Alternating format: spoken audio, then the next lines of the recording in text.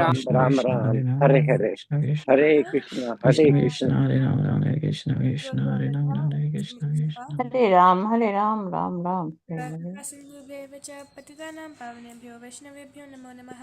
जय श्री कृष्ण चैतन्य प्रभु नित्यानंद, श्री अद्वैत गदाधार श्रीवासादि गौर Krishna भक्तवृंद। Hare Hare Krishna Krishna Krishna Hare Hare, Hare Ram Ram Ram Hare Hare. Hare Krishna, we have Prabhupada quotes.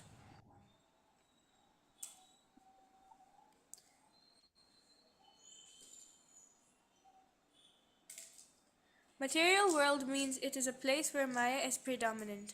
Maya is predominant means the forgetfulness of God is predominant. Maya means nothing. Maya is not a ghost. Maya is a condition of consciousness.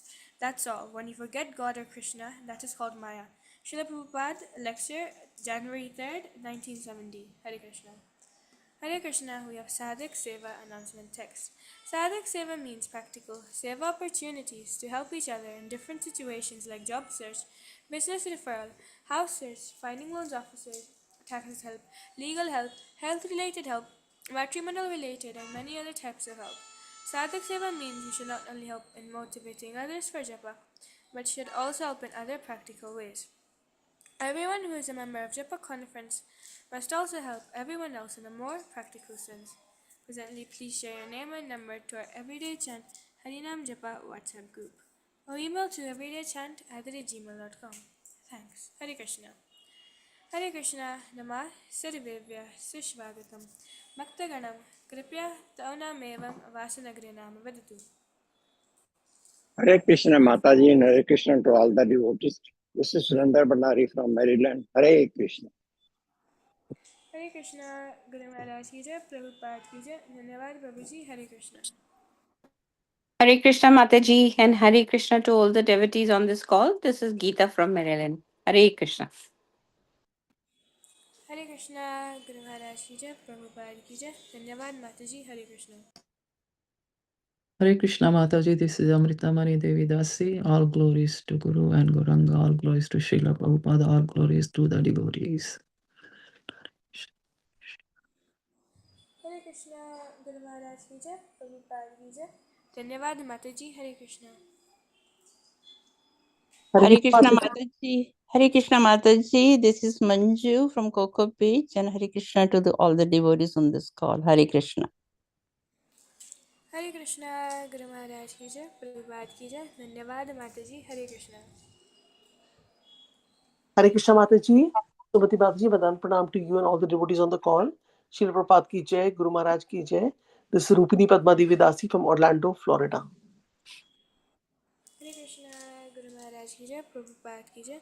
Dhanyavad Mataji. Hare Krishna.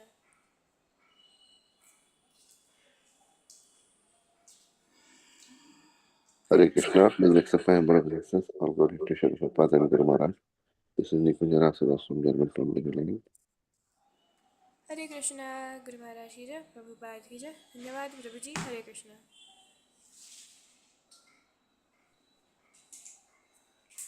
Hare Hare Krishna, Krishna. Sumati Mataji and all the summer devotees. Dandavat Pranam, Srila Prabhupada ki jai, Guru Maharaj ki jai.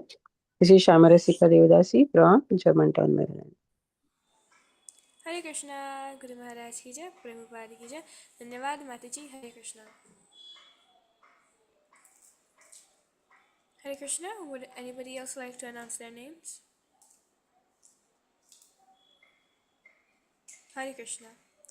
Hare Krishna. Today we are doing chapter 14 of Bhagavad Gita, the three modes of material nature, an overview. Hare Krishna, His Grace Shri Gopal Pran Prabhuji, please take over the call now. Hare Krishna.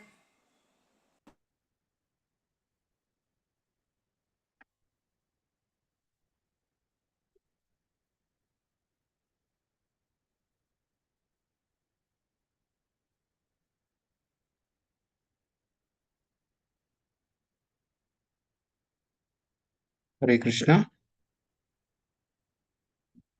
Am I audible? Yes, Prabhuji. Yes, Prabhuji. Thank you. Om Namo Bhagavate Vasudevaya. ॐ नमो भगवते वासुदेवाय। ॐ नमो भगवते वासुदेवाय। ॐ अज्ञानतिमिरन्धस्य ज्ञानाञ्जनशलाकया चक्षुरुन्मिलितं येन तस्मै श्रीगुरवे नमः।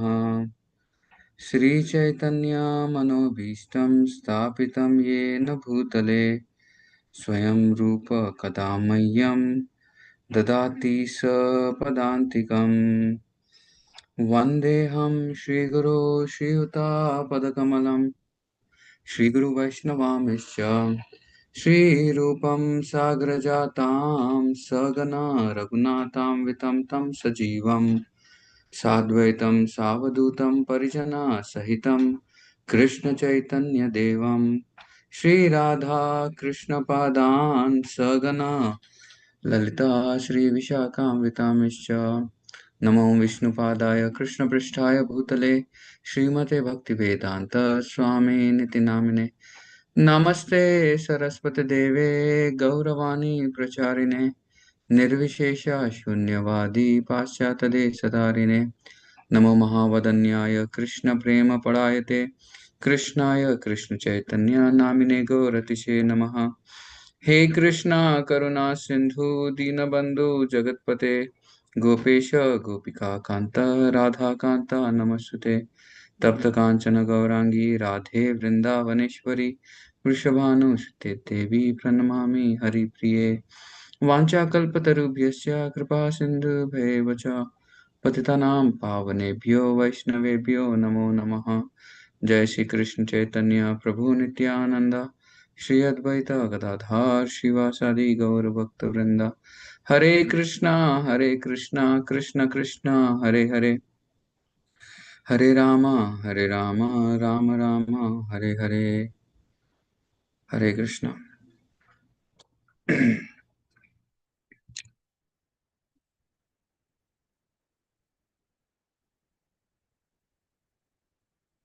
Hare Krishna. So before I start speaking on the chapter 14 of Bhagavad Gita, I just wanted to share a few things because I think this is the first class in 2026, right? Yes, Prabhuji. Yes, first class. So generally, when we have, this is like the new year which is beginning. Yeah, for Vaishnavas, Gaudiya Vaishnavas, the new year always begins during the Gaur Purnima time.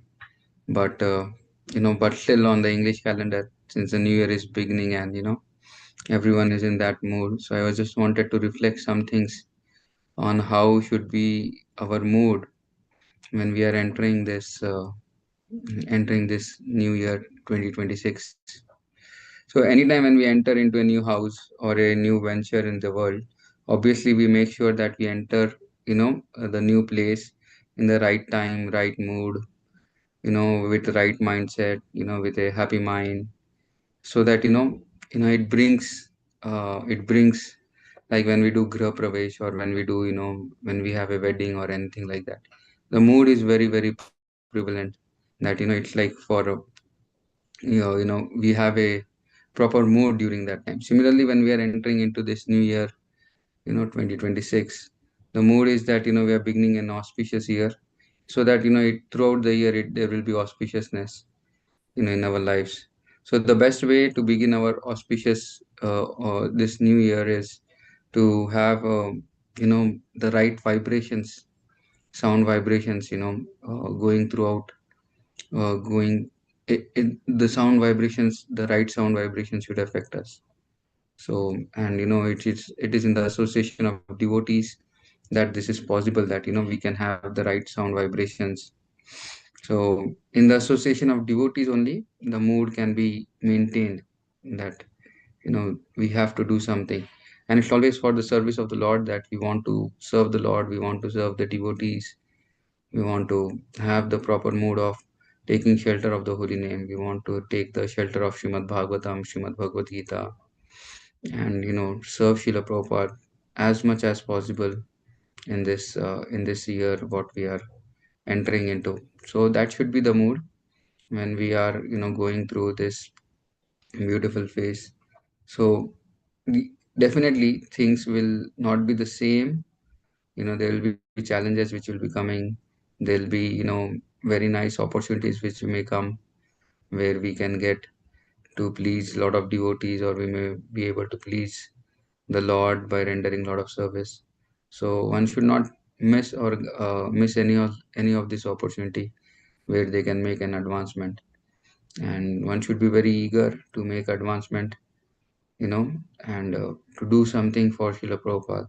So this should be the mood when we are entering in this year, and to take shelter more and more, and to love Krishna as much as possible, and to perform our devotional service with great amount of eagerness every day. And definitely, we definitely take a lot of resolutions on the new year. So we should take the resolution of doing the morning program very strongly, to chant our 16 rounds regularly, to hear Srimad Bhagavatam, to read Srimad Bhagavatam. These are like some things which are very important, and to associate with devotees. Like if you take these resolutions, someone can take a resolution of writing a journal, how they are experiencing their life, in Krishna consciousness, what are their new experiences. So these are few things which we should always reflect, and we should try to implement these things in this new year. And definitely one should avoid the offenses which which may take us away from the path of bhakti. So these are like some thought process, or some the mood what which we can always enter, for taking this year into a very auspicious year. Now coming to this chapter of Bhagavad Gita, what is the name of the chapter? Yes. Yes, what is the name of the chapter? What we are going to discuss?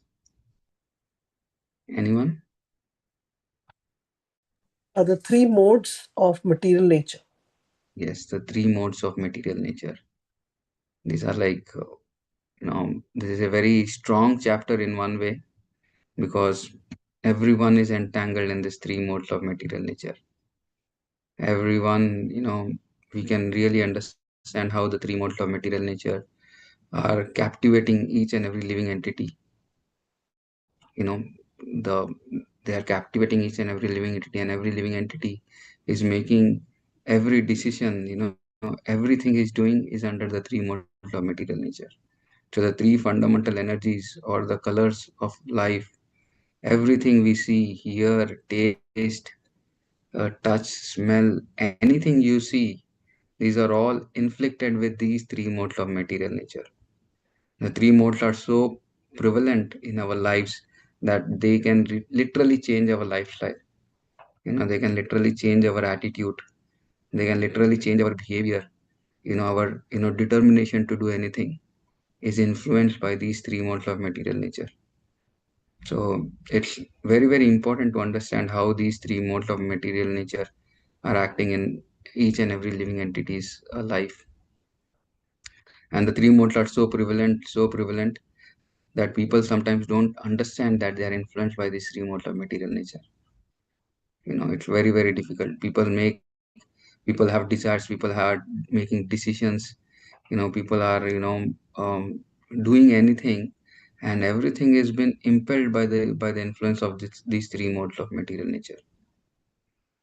And though they think that they have the free will, they are independent, but still everything has been so prevalent by these three modes of material nature.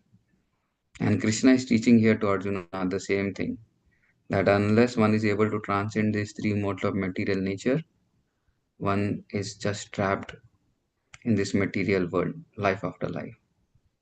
And it's like a trap which is not so easy for the living entity to come out. It requires great amount of strength, great amount of surrender to the lotus feet of the Supreme Lord Krishna. Then only it's possible.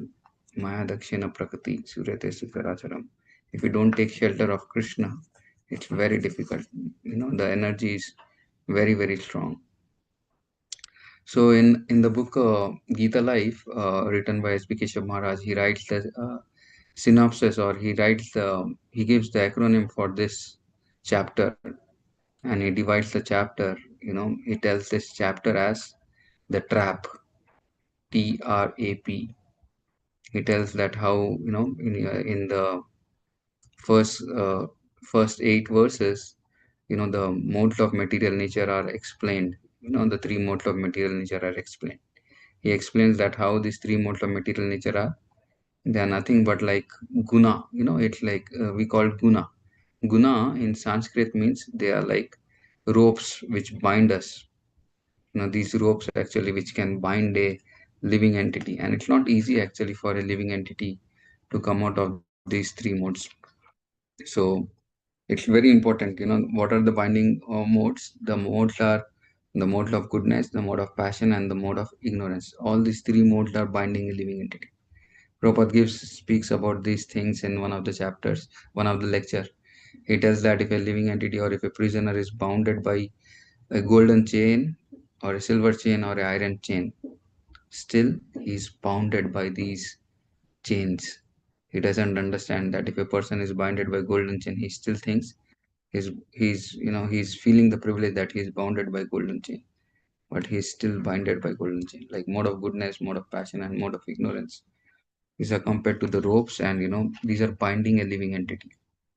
So it's very, very important that we understand how these modes are acting, and that is what Krishna is going to explain in this chapter.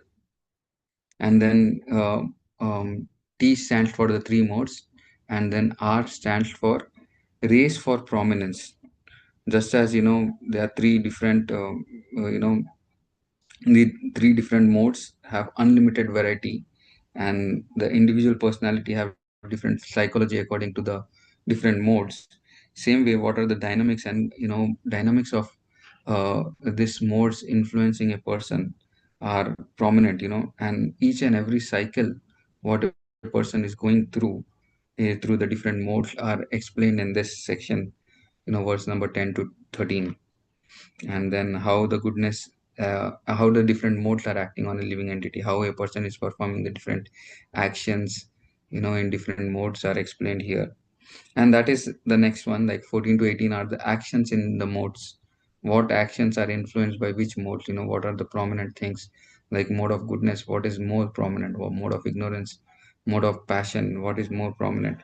These things are the next section. TRA. A is actions in the modes, and then P is trap is how one can come out of these modes and lead a pure life. So pure life, how one can come to the pure life, that has been very nicely explained by Krishna, how to overcome these three modes of material nature, you know, to completely rid oneself of these karmic reactions, what he is going through in these three modes, and how to overcome. This is possible only by engaging. But Krishna tells very clearly that only when a person is engaging oneself in pure devotional service, it is possible that he can overcome these three modes of material nature, or else it's not at all possible for him to come to cross over this modes of material nature or transcend the modes of material nature. So this is the analogy what S.B. Maharaj gives in his book Gita Life. Very beautiful analogy. And now if we come to this chapter, 14th chapter.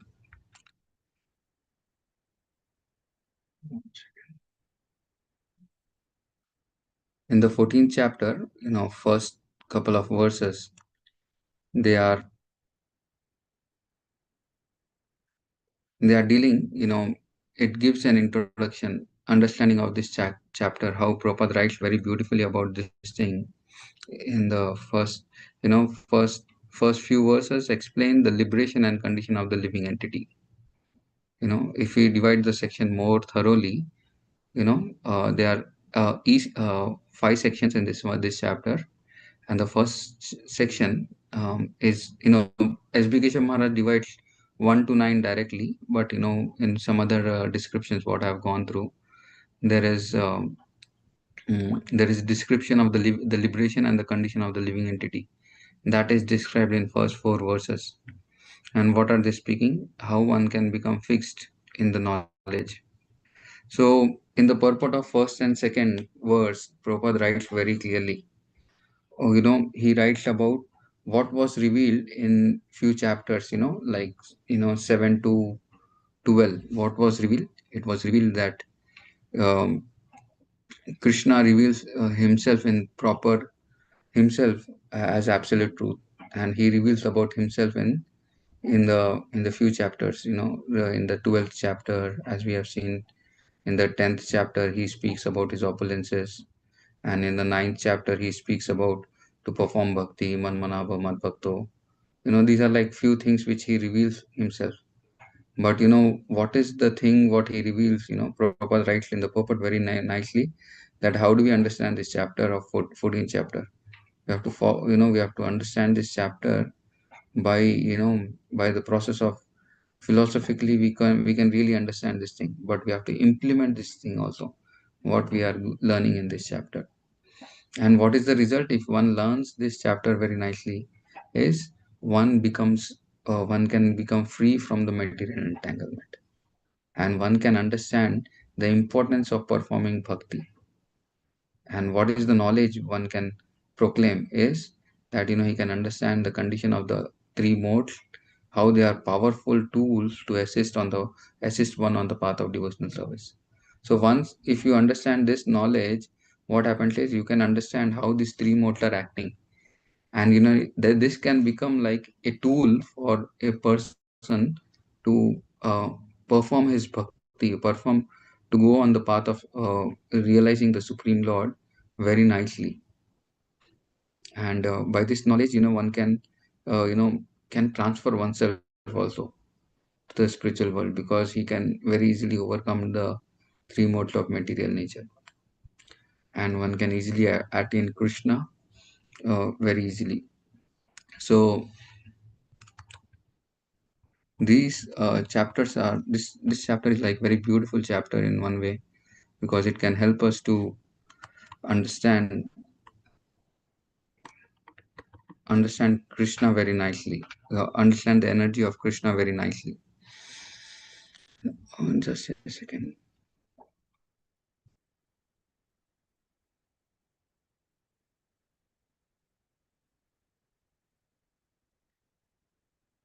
So in the first verse, Prabhupada tells very nice, very importantly about the three modes of material nature, how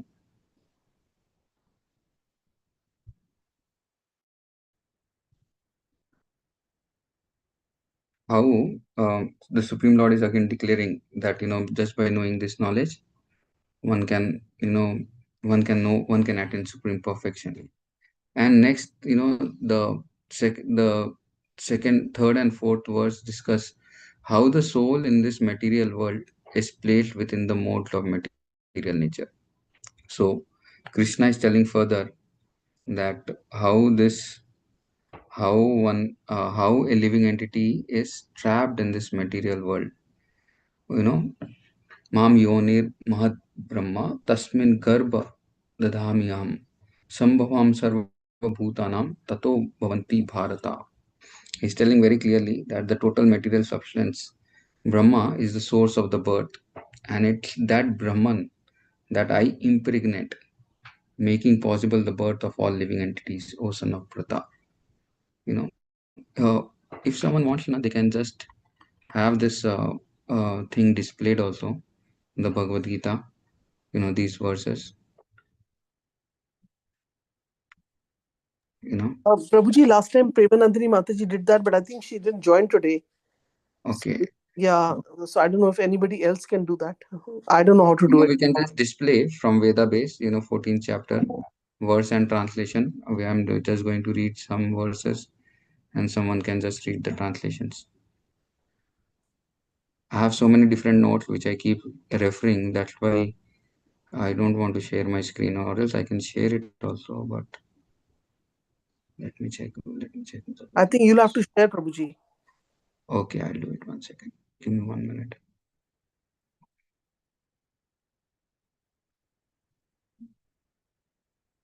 Yeah, I can share it.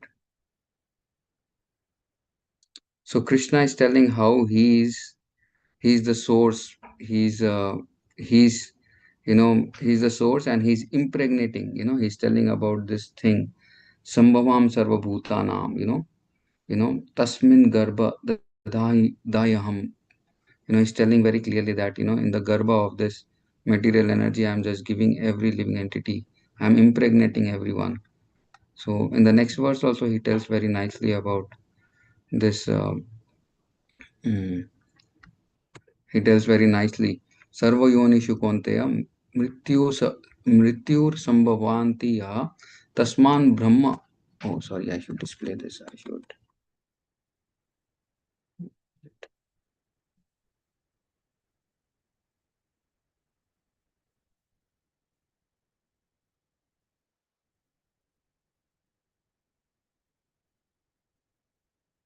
Hare Krishna.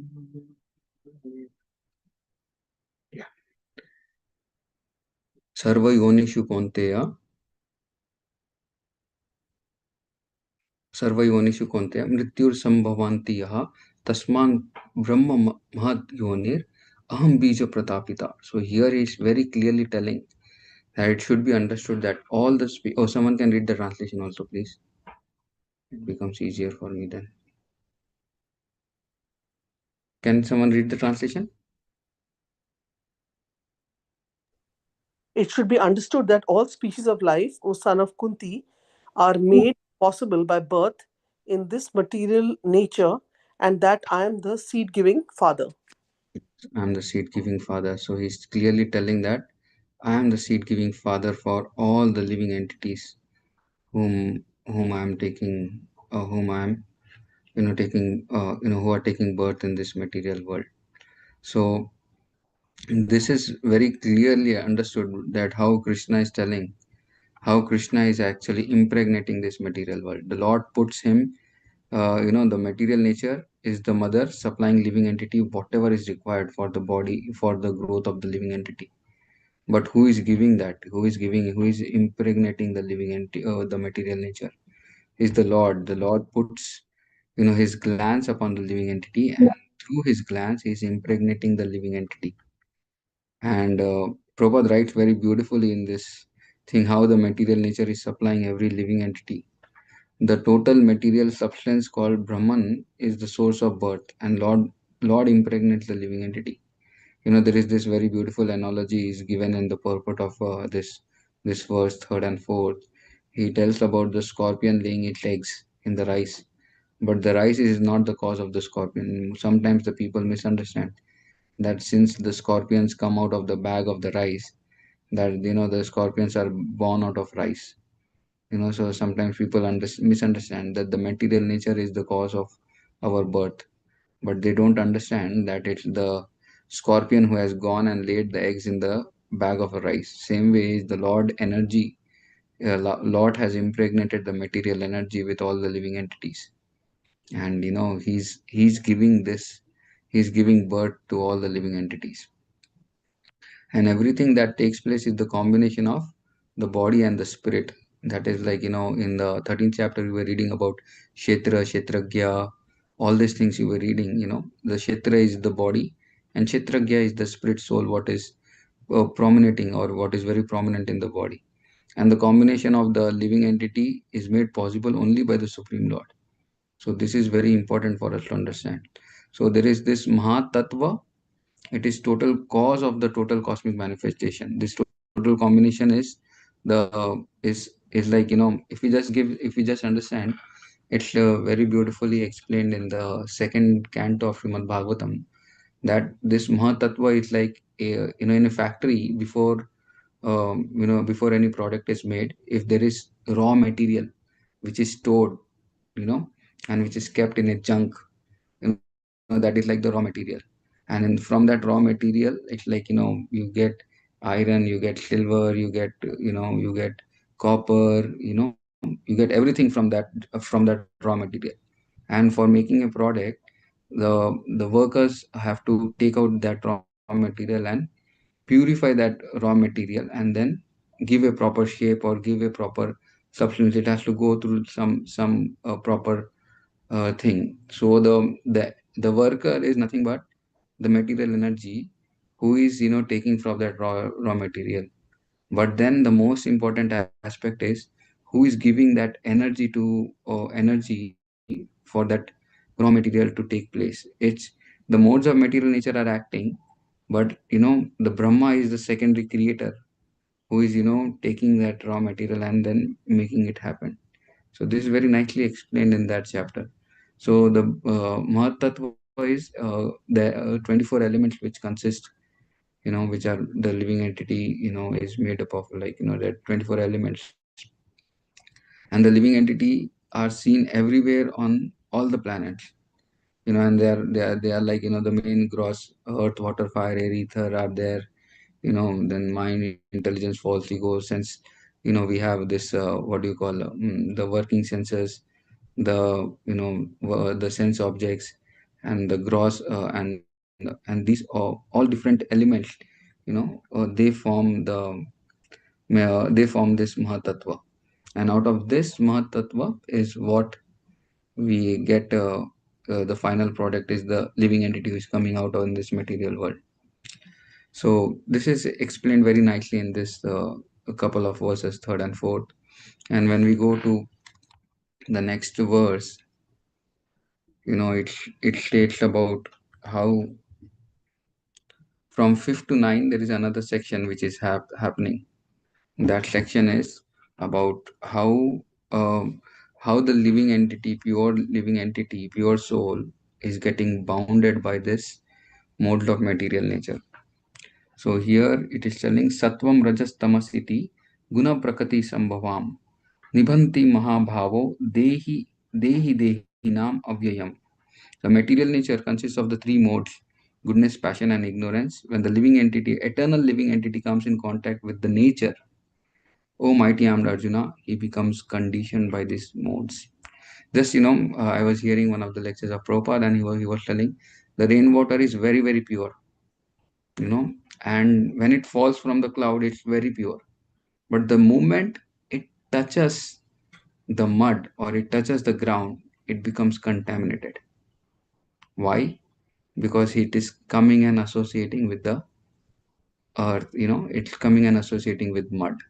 So same way the living entity is pure, but the moment it comes and touches or comes in contact with the modes of material nature, let it be passion, let it be goodness, or let it be ignorance, it's, these modes contaminate a person. So the three modes of living entity, the how the modes are conditioned, now the description comes how the living entity is getting conditioned by these different modes. The eternal living entity comes in contact with the modes, despite his desire for independence. This is something which is very, very wonderful to understand. This material world is compared to what? Is compared to a prison, and Durga Devi is the material nature, the predominating deity for controlling the material nature.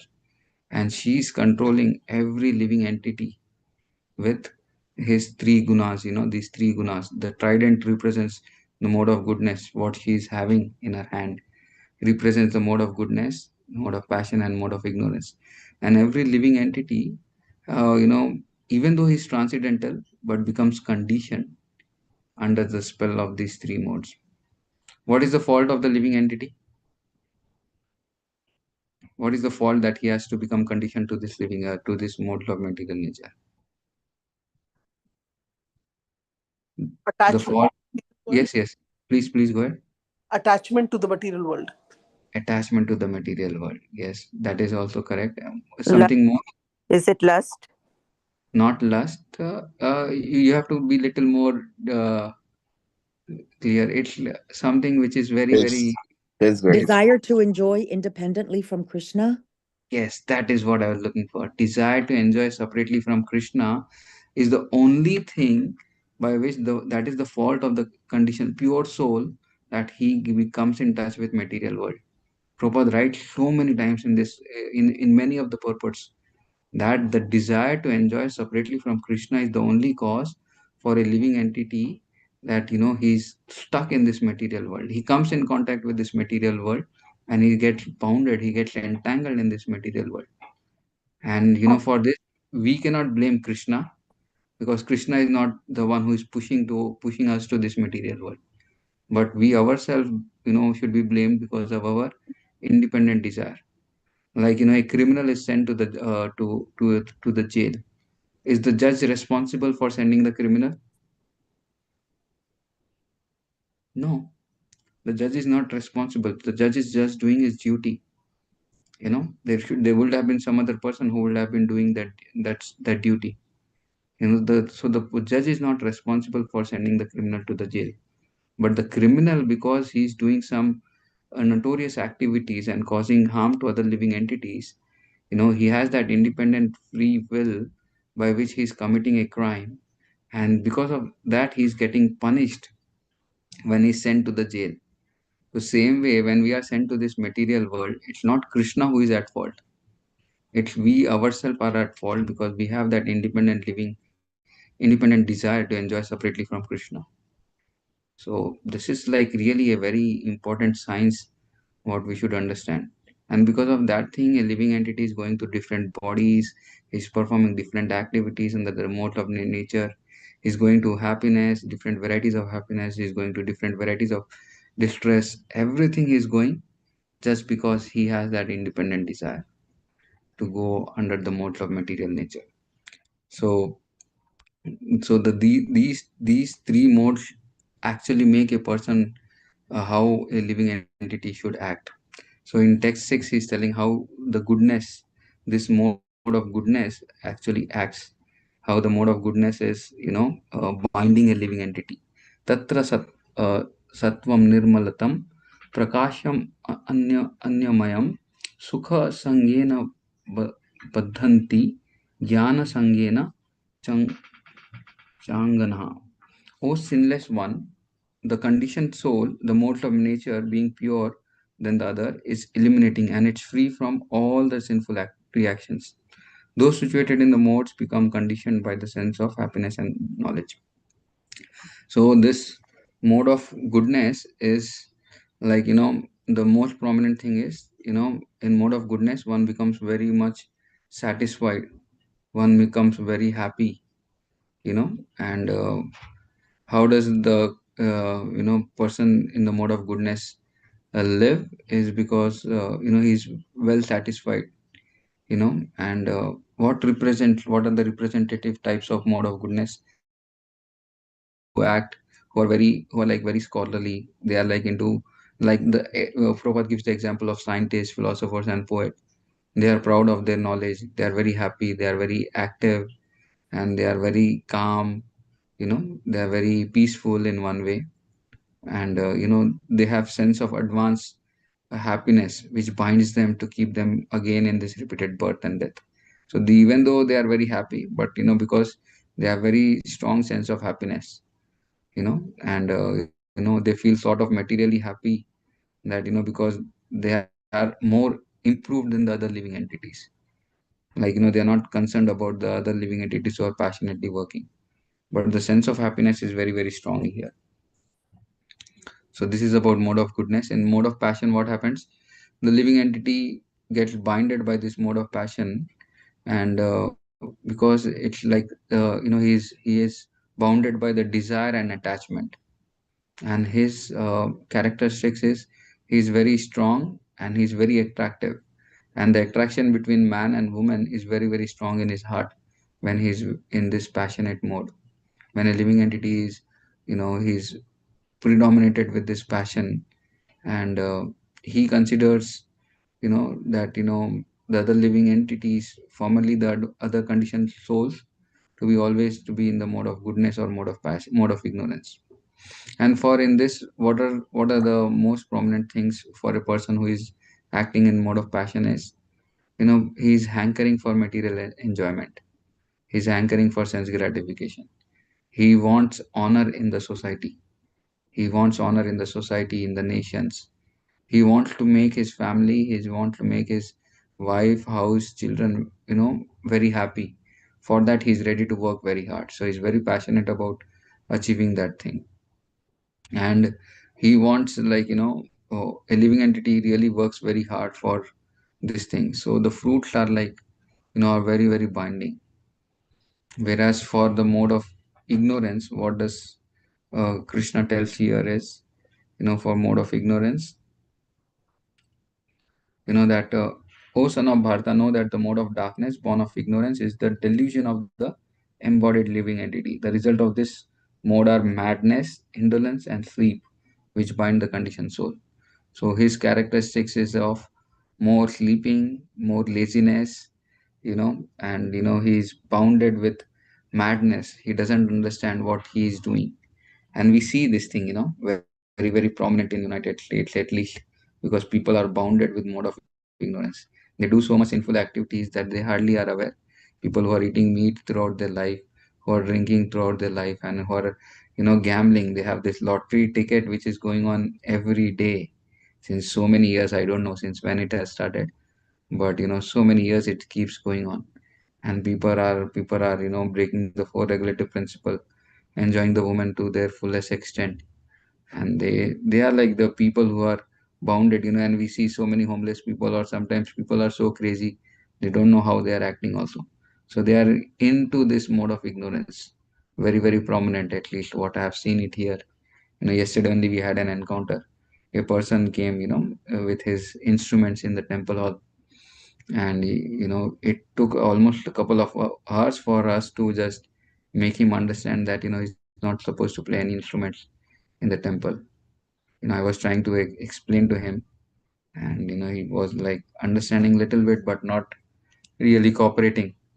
And finally, we had to call our kshatriya like devotee and ask him to leave, because he was disturbing the class which was going on in the temple also. Finally it had to come to that extent. So people are out of madness, people want to do anything, and these are like mode of ignorance personality. you know they are bounded with mode of ignorance. Laziness is very, very prominent. Sometimes when we see in our hearts also, in our lives also, that when there is a lot of laziness in our heart, that means the mode of ignorance is very, very prominent. Sometimes we are spellbound with passion, sometimes we are spellbound with ignorance, and very few times we are spellbound with mode of goodness. Mode of goodness means the life is very, very regulated. you know and mode of passion, one is very, very passionate to achieve something. So this is explained in text 789.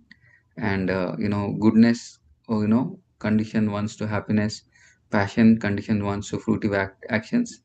And ignorance covers one's knowledge, and it's just bounded with mode of mode of it's just bounded with madness. So I have a very beautiful chart actually, which if I display, I think it will be very wonderful for all of you to see.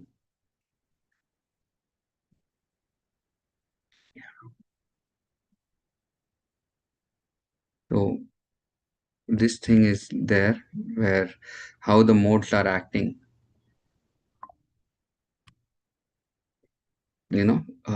Sense of, this is very much the complete picture of this chapter. How the different modes are acting, how the different modes are binding each other. Each in mode of goodness, how there is, Krishna is explaining, there is sense of happiness, satisfaction, knowledge, and superiority. Whereas in passion, a person is more attached to fruitive activities and is bounded with different tropes and desires for attachment. Whereas in ignorance, madness, indolence, and sleep is a very, very prominent actually for a living entity. And he just cannot overcome these things very easily, because he gets influenced by these modes. It's very, very difficult. And what are the characteristics and manifestation, what takes place in different modes, are also very beautifully explained in this thing. It eliminates the gates of the body with knowledge. Like, we have a sense of understanding in mode of goodness. The sense of understanding, we can perceive very easily. When the students are very bright, when they are, studying early in the morning, that is the prominent mode of goodness time. Their sense of understanding goes very strongly. whatever they read, whatever they study, the mind is very open, because the time is also in the mode of goodness, and they are utilizing the time to do the right thing. So it becomes very, very prominent. So that is like the characteristics of mode of goodness. And it frees one from sinful reaction, because his understanding is very clear that he's not supposed to do any sinful activities. So he's one is, the gates of body are eliminated, means he has to get eliminated with the sense of spiritual knowledge, not with just the material knowledge. I was just giving an example for that thing. And for passion, there is intense endeavor, there is unlimited desire and longing, very strong longing in our heart to achieve something. Sometimes people are so passionate to have a home in a particular place, and they intensely, like, we tell na prayas, atyahar prayas. They do so much prayas, complete life just goes in making this prayas to achieve a home, actually, to, they are ready to get a home, in some place. They put, if people are little bit satisfied, they can have very nice spiritual life, even though they may not have a particular home for themselves. But putting extra endeavor to do achieve something, it's like something we should be aware that a person is acting in mode of goodness. And there is great attachment for family members, great attachment for money, wealth, honor, post, position, and then one is very much attached to the fruitive results. Whatever he's doing, there should be a result which is coming out.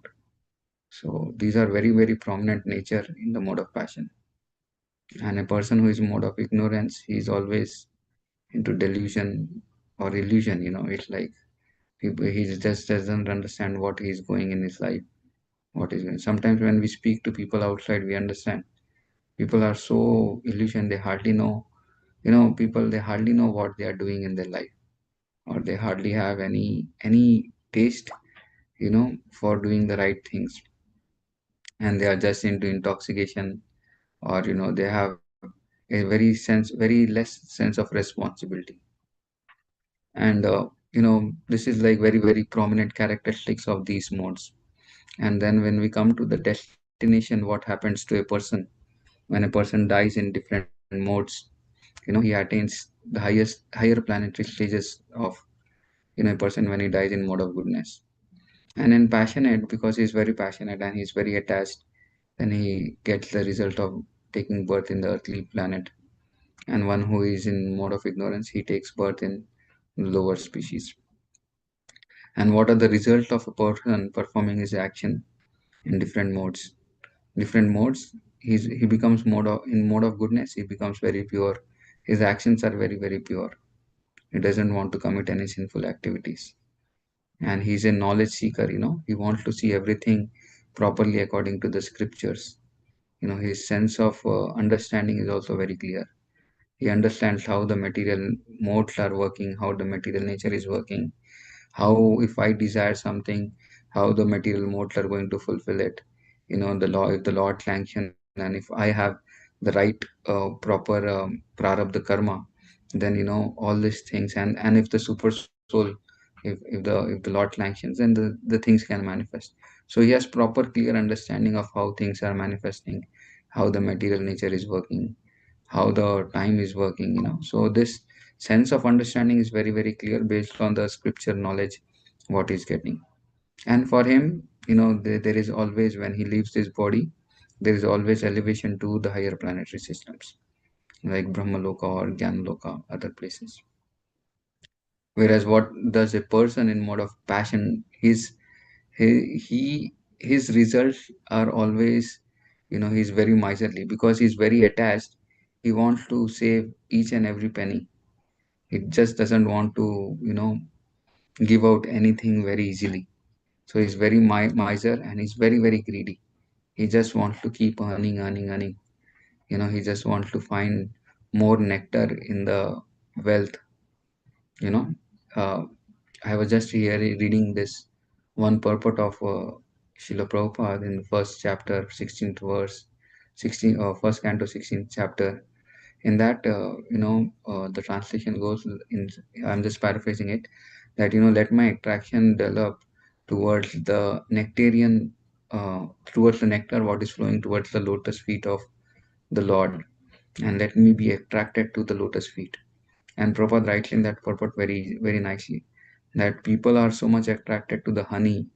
Why? Because honey is very, very sweet. But people are not just attracted to the sweet honey, but people are very much attracted to to the wealth or to the money, because money is more sweeter than honey. And Prabhupada tells very clearly why money is more sweeter than honey, because it provides facilities just not to satisfy the tongue. Honey can just satisfy the tongue, but whereas money can satisfy all different senses. So if one understands this thing, it's like, money is more nectarian than honey. What Prabhupada, further he explains, Rupa Goswami Pada explains in his one of the Padyavalis, that this nectar of the honey of the lotus feet is more nectarian than the nectar of this world, the wealth of this world. And he tells this wealth will definitely give you pleasure, but the senses are so incompetent to enjoy the pleasures of this material world. So a person is still cannot fulfill all the desires of his senses, because the senses are limited. That is a drawback. We have senses and we want to enjoy to the fullest extent, but we cannot, because our senses capability are very, very less. We cannot eat like an elephant. Even if chappan bhog is there, how much can we eat? We can hardly eat around 8-10 items, or our stomachs are very, very limited. Our tongue is very, very limited to the enjoying tendency. We see that only the Lord can be satisfied.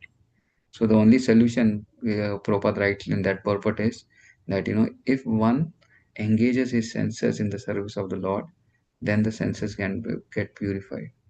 And say Rishikena Rishikesha Sevanam. Prabhupada writes that verse from Nectar of Devotion.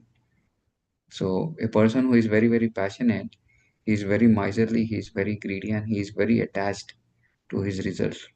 And at the same time, he is born, his resultant actions are always based that he will be coming to this earth only. He cannot proceed ahead because of his attachment. And a person who is in mode of ignorance, he is foolish. He cannot just discriminate between what is right, what is wrong. He's just carried away with the bad influence what is there around him. And he's acting very weirdly sometimes. And for him the destination is in the hellish planet. And now what are the obstacles presented in different modes? This is very important, for us to understand also how different modes, there are different obstacles.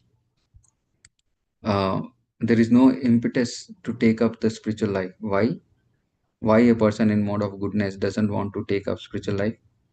Because he is satisfied, he's happy, and he's satisfied. He just doesn't want to do anything for Krishna.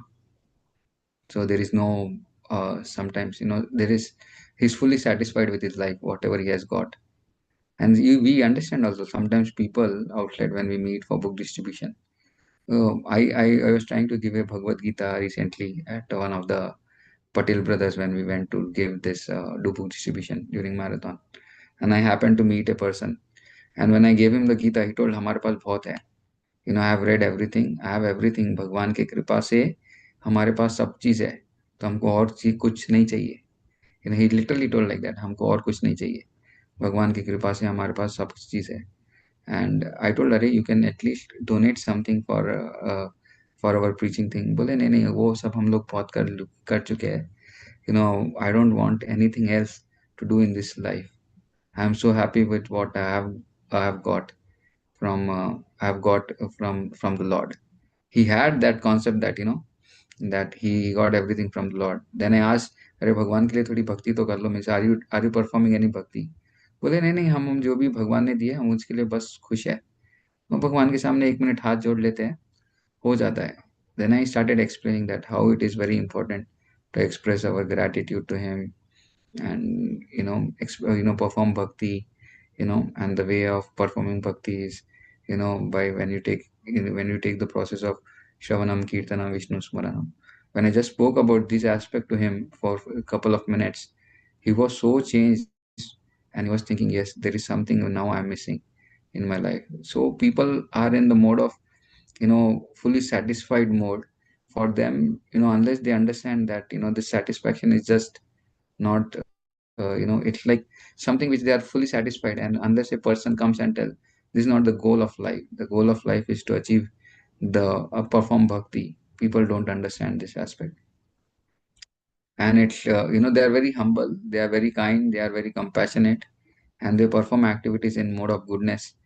But they have a sense of superiority. They always think that, I'm very superior to the other people. Other people are more into mode of passion in the sense, बहुत मेहनत करने वाले लोग हैं, it's like, people are more hardworking, whereas I'm satisfied with whatever comes by by the destination. So this is what people are, in the mode of goodness. And it's for very difficult sometimes to convince such personalities, you know. And I already know everything. I know everything that is there.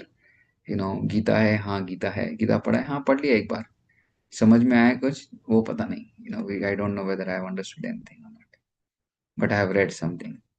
So I have achieved something by reading. Once I have read, that is one book which I have kept aside. So that is their understanding most of the time in mode of goodness. Just because they have this sense of satisfaction, it becomes very difficult for them to take the process of bhakti sometimes. Or sometimes, it's very challenging. Mode of passion and ignorance, at least people can understand and take bhakti very easily. Because they may be tired of, working very hard. But here a person is satisfied, then it becomes very difficult. So a person who is in mode of goodness, sometimes it's very challenging. Though he may appear to be very sattvic, but for him to take to the process of bhakti is very difficult sometimes. But for a person who is working in mode of passion, because he gets tired after over a period of time, he cannot see that he is able to achieve the results what he is desiring. And he has unlimited desires, but all are not getting fulfilled. So sometimes many get fulfilled and sometimes they don't get fulfilled. So you want to see an alternative. And when they want to see alternative, they take to the process of bhakti sometimes. So what are the obstacles? Some in the mode of passion, they are very fruitive. Even when they come to the process of bhakti, they see what is there for me. What I can achieve to fulfill my desires. If I approach Krishna, okay, let me approach, Artharthi. These are like Artharthi people, what Krishna tells in Bhagavad Gita. And they're often willing to do sinful activities. They have willing to perform sin to fulfill their desires. And thus, they just cannot take up to bhakti without determination. They may take to the process of bhakti, but the determination is not very strong for them. And if they take it, that's very wonderful. And to the person who are in mode of ignorance, they are scheduled to recognize Krishna's instructions. They have their own philosophy. Sometimes, they have their own concocted way of living in the material world. They want to do something by their own, and they concoct some own philosophy of their life, and they lead their life accordingly. So mode of ignorant people are like that, and they're too lazy to perform any austerity. What is the austerity? What Prabhupada tells that in Kali Yuga we should perform. What is the austerity? Anyone?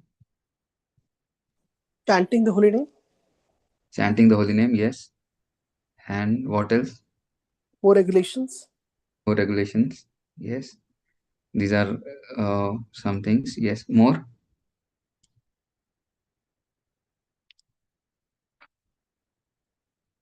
Some more.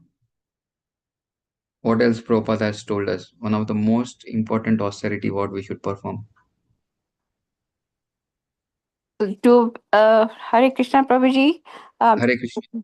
I'm not sure, but to be aligned in your thought, speech, and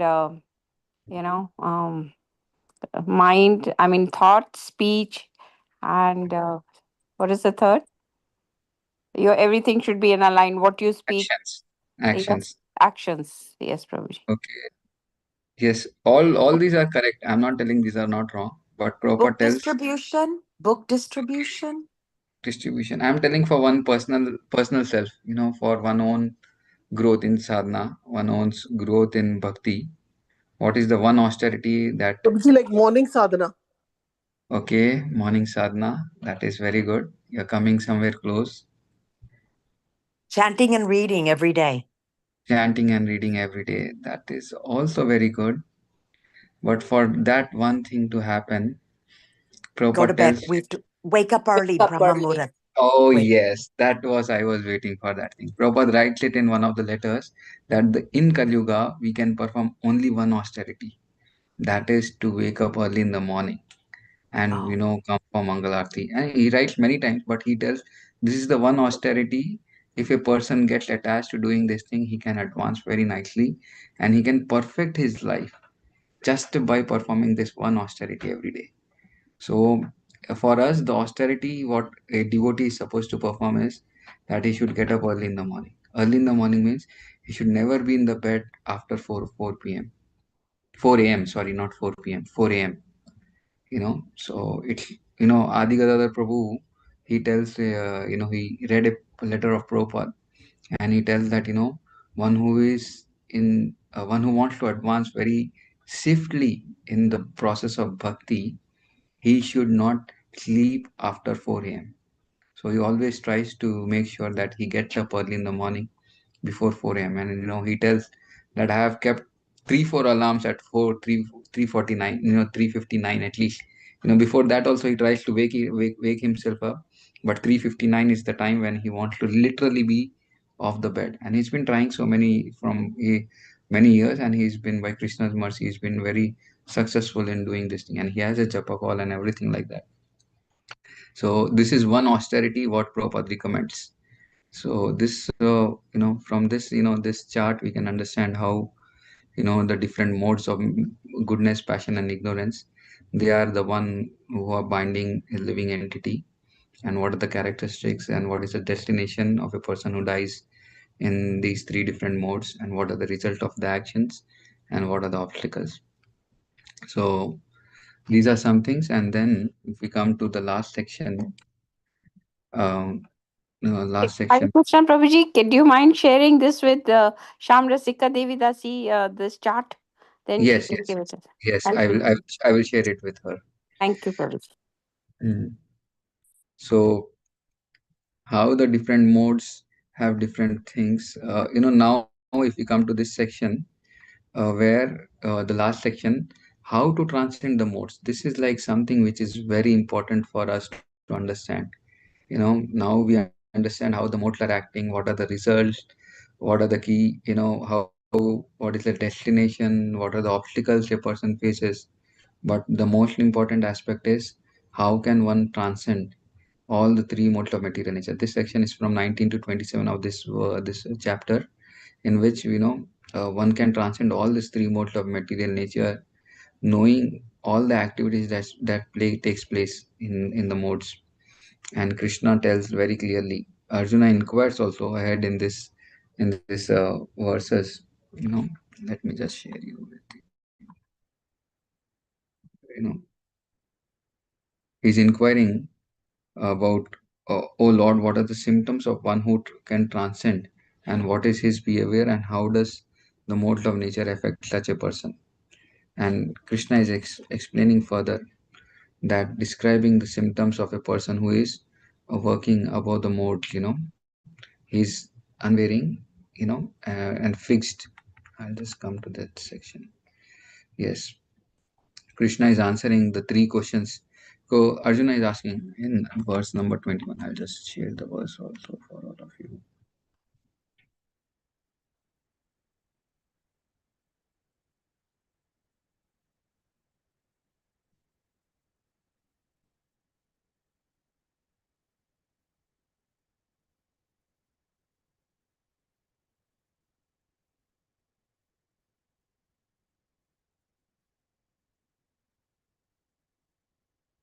Try to end within more 5 to 8 minutes. Yeah. In this section, now Arjuna is asking, you know, um, O my dear Lord, by which symptom is one known who is transcendental by these three modes? What is his behavior and how does he transcend the modes of nature? So, and Krishna is very nicely explaining about this aspect, about what are the symptoms of a person. O son of Pandu, he who does not hate or hate elimination, attachment, and delusion when they are present, or long for them when they disappear, who is unwavering and undisturbed through all the reactions of the material qualities, remain neutral and transcendental, knowing that the modes alone are active, who is situated in the self and regard alike happiness and distress, who looks upon the lump of earth, a stone, and a piece of gold with an equal vision, who is equal towards the desirable and the undesirable, who is steady, who is situated equal in the praises and praise and blame, honor and dishonor, who treats alike both friend and enemy, and who has renounced all material activity. Such a person is said to be in the who are said to have transcend the mold of nature. So it may appear very elaborate translation, but the thing is, the theme of this verse is it shows very clearly that one who has an equal vision, or one who is not affected with the duality of this material world, when there is happiness or distress, or when someone speaks, someone honors him, someone chastises him, he's not affected by that thing. Even in that situation he is very happy. The person is very happy, and he's still continuing to responsibly perform his duty, and he's responsibly doing his duty, and he's performing his bhakti. That person has is said to have transcended the modes of nature. So the material natures are very strong. How we react, how we act, you know how we think and speak, these things actually determine whether we are really influenced by which mode. And how a person can transcend is, if these are nature, he's not very much carried away. Sometimes we become very happy when there is something happening, and then we are carried away, we just lose the sense of doing any other thing, and we lose that sense of responsibility. So that should not happen. So for a person who has transcended these modes, his nature is very clearly understood from this thing. And then Krishna tells, the next verse is very important and very beautiful. We can recite also together. Mamcho yena vicharena bhakti yogena sevata saguna samatitani brahma bhuyaye kalpate. One who engages in full devotional service, unfailing in all circumstances, at once transcend the modes of material nature, and thus come to the level of Brahman. So here Krishna is clearly telling, he's answering the third question very nicely, that how one can transcend this modes of material nature. You know, it's like only by performing devotional service that one can transcend the modes of material nature, without which there is no other aspect that he can very easily transcend the modes of material nature. It's not possible for him to overcome this modes of material nature. So what are the things one can do to perform pure devotional service?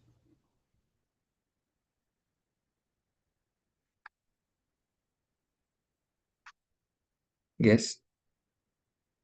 Waking early in the morning. Okay, Chant waking early in Vedas. the morning. Yes. Waking early in the morning. What else?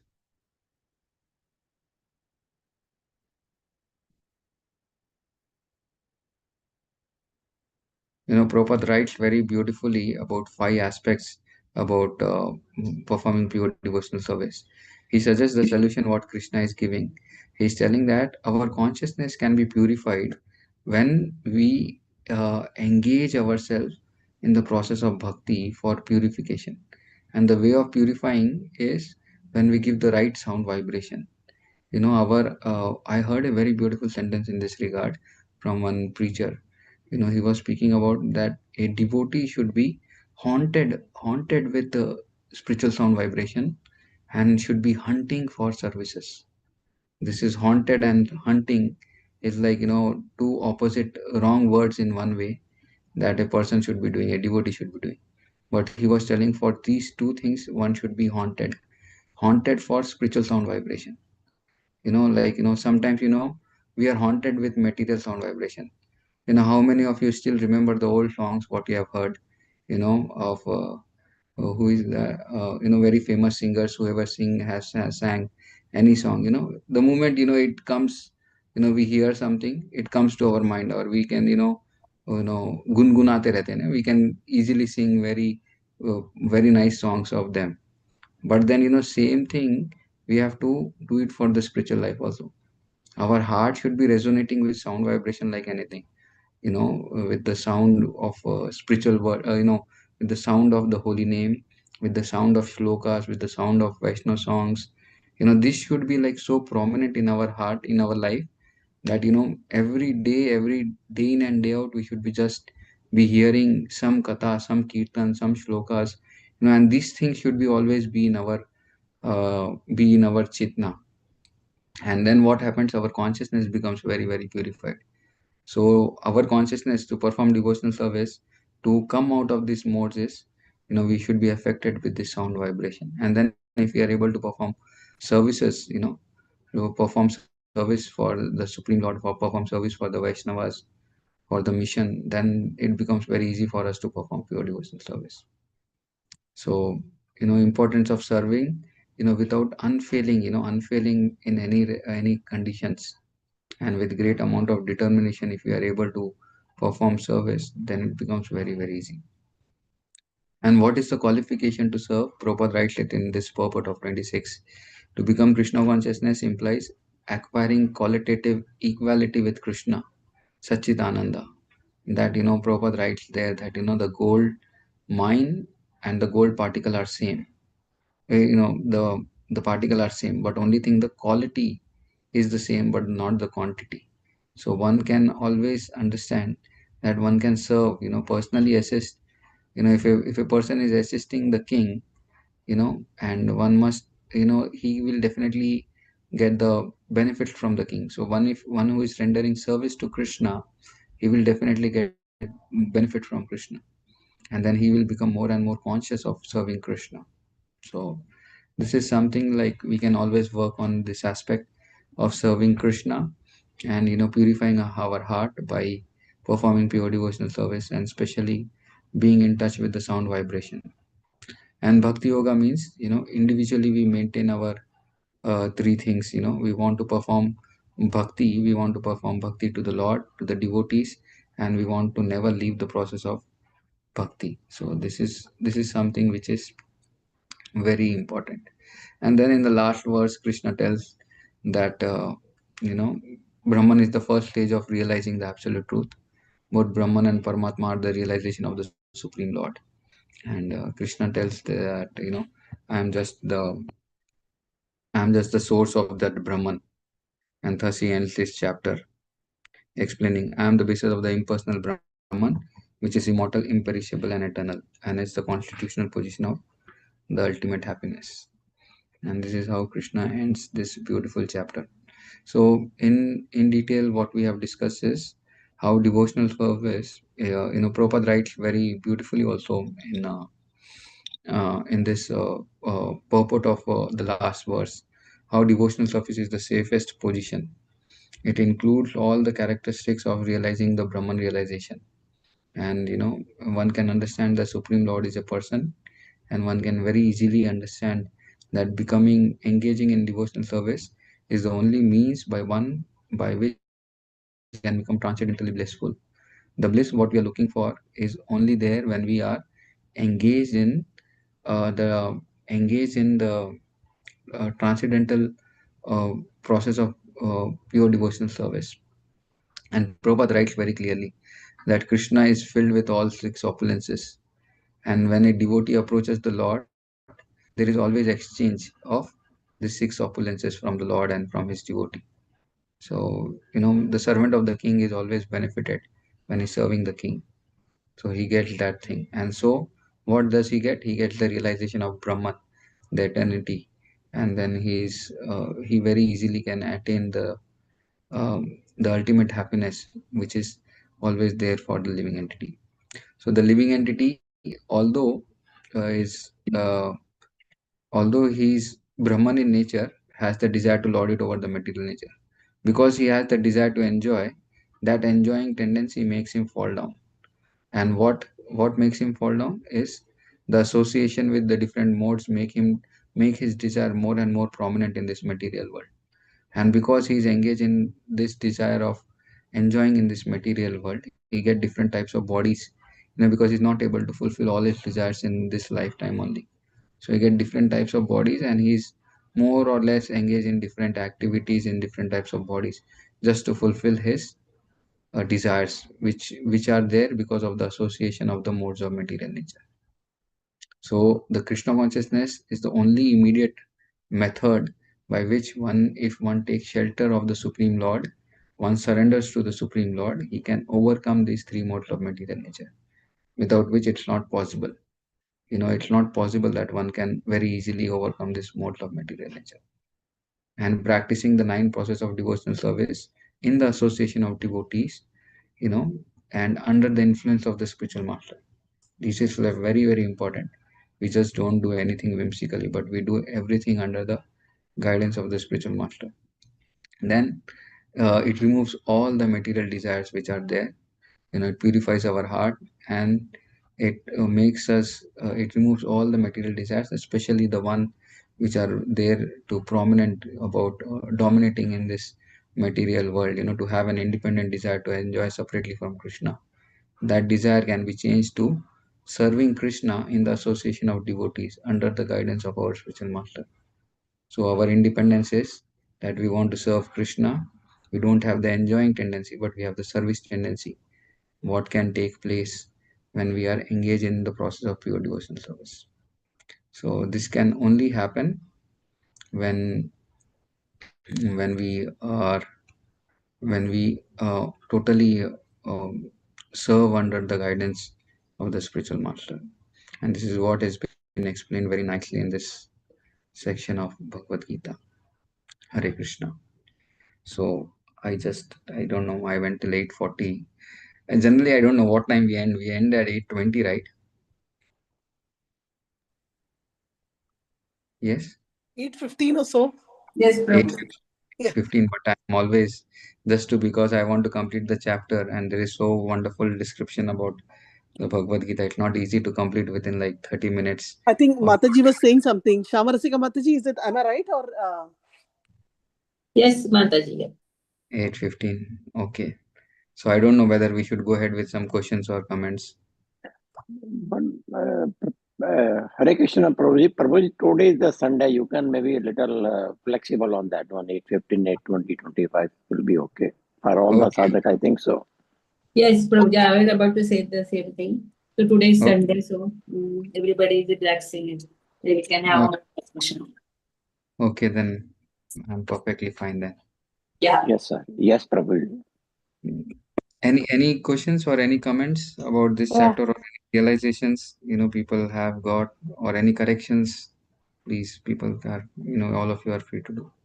Thank you so much, Prabhuji, for this wonderful and a very, very important class. Actually, it's a very important topic for, I think, all of us on this path. Prabhuji, so in terms of the three modes, we keep moving from one mode to the other, right? It's not that we are permanently in one. Sometimes we are in Rajas, sometimes in Tamoguna, sometimes. Is that right? And then the idea is to be fixed and in the, I know, even go above or transcend to the higher level. But how do we stop moving from one to the other, Prabhuji? Hmm. Actually, it's very difficult that one can move from one mode to another mode. But the way, if one becomes very much regulated in his practice of devotional service, then he can really understand how he can be fixed in one mode. So one should not be carried away, generally the trend is that one should at least come to the mode of goodness. From mode of goodness, we can transcend to the mode of pure goodness.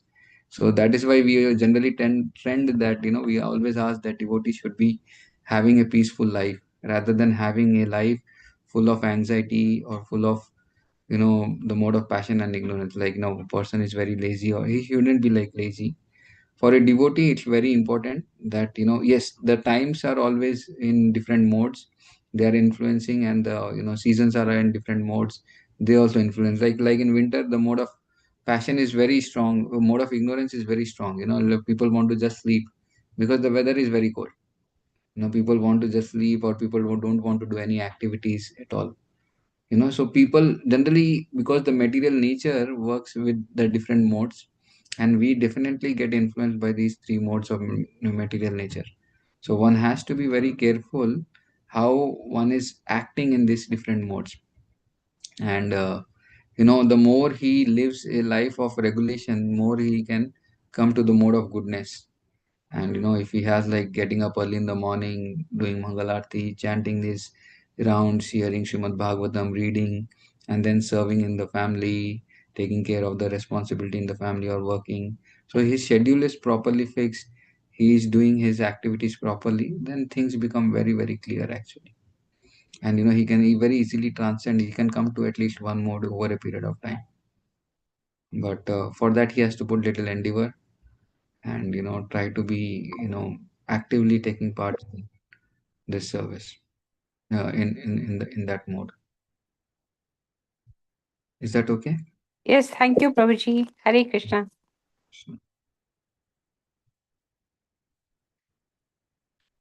Yes, anything else?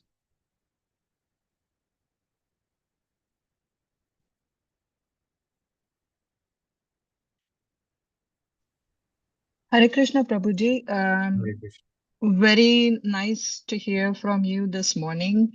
I have a basic question about, I'm not questioning any principles of ISKCON or the Vaishnavas or anything, but ISKCON and we as Vaishnavas and me, a neophyte, do a lot of things just to elevate ourselves. Like we do the chanting, we give up, everything. Well, some of us have always lived a life where very, I mean, not indulging in alcohol or whatever. So it is, we are elevating ourselves as disciples and as devotees. How does ISKCON and the community of ISKCON influence the world and the things that are happening in the world? Do we just ignore the things? How do I mean, there are so many bad things happening in the world. Of course, we cannot control each and every bad aspect. Um, but how do we influence and how do we help the people who are truly in need? And we can't just ignore them. We have to do something about it, including what is happening in the things that have happened in the past in India. And the other thing is also to remember that other professionals and other artists, and there is nature out there which is created by God. And how do we support the greater community, and not just be thinking of elevating ourselves? Because if we elevate the greater community and if we support the nature and if we support the artist, we are also elevating others and the world um, around us. So what is ISKCON doing for the betterment of the greater community and the greater world?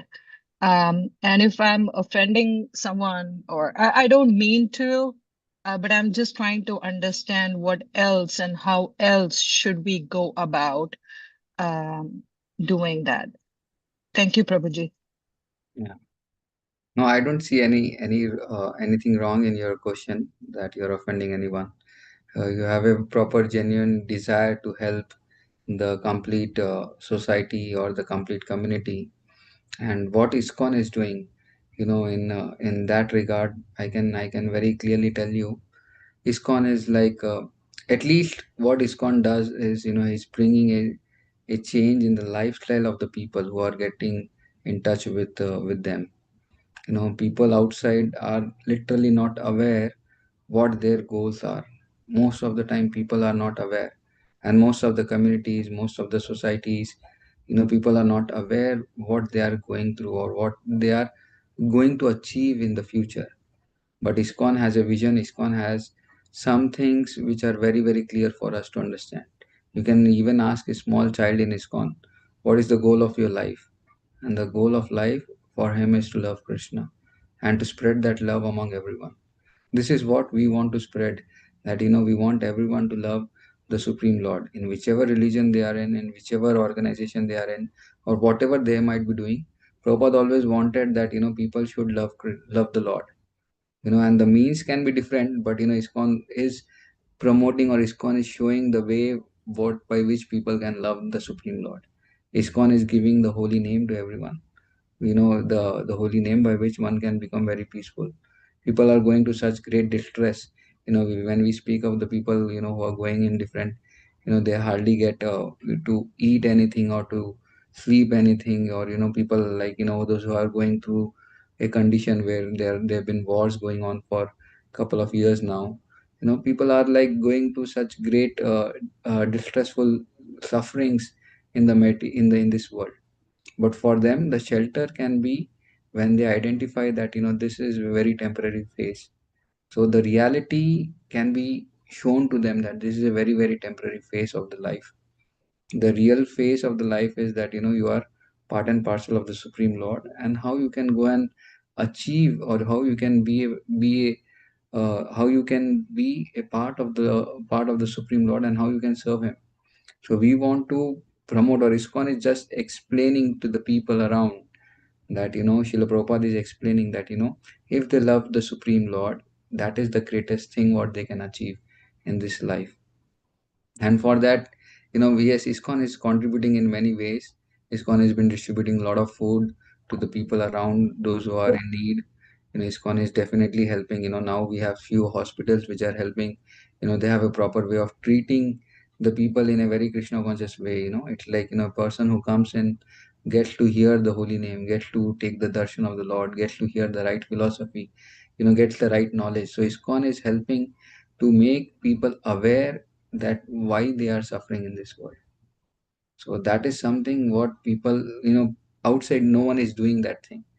They tell that, okay, you come to our society, you come to this, take part or give some donation, and that's it. But how people can be happy is by performing bhakti. That is what ISKCON is trying to give to everyone. Everyone is looking for that happiness, and we just want to give or lead the people in a right direction and give them the right way of living the life. And this is what ISKCON has been trying to do from past many years. The people, to lead the life in a right way. They are giving the right knowledge. Knowledge is one very important aspect. If a person gets the right knowledge at the right time, he can be saved, and he can, utilize his time, energy, and he can utilize his resources, he can utilize his will to do the right things. That what people don't know about this aspect. People are not aware of this aspect, and that's why people are leading into a misdirected life. The problem in this Kali Yuga is that people are not aware of the right direction. People are not aware how to lead their lives. People just want to lead a moral life. Let me be kind, let me be compassionate, let me be doing some charity. You're doing charity to a person who is smoking or who is just drinking and he's spoiling his health, and you go and give him more $100, and you expect that you're doing the right thing. Oh, I'm helping a helpless person. Is that the right thing? No, that is charity in mode of ignorance. We are hearing about charity. We did not discuss about this aspect, but this comes further actually, I think. When how the charity is done in different modes.